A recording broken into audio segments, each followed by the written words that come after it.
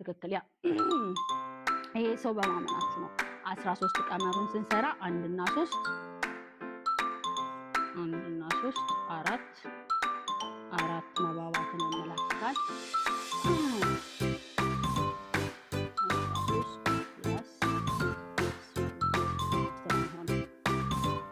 አሁንም እናንተ ሁሉ ነገራችሁ ሲደመር የሚመጣው 6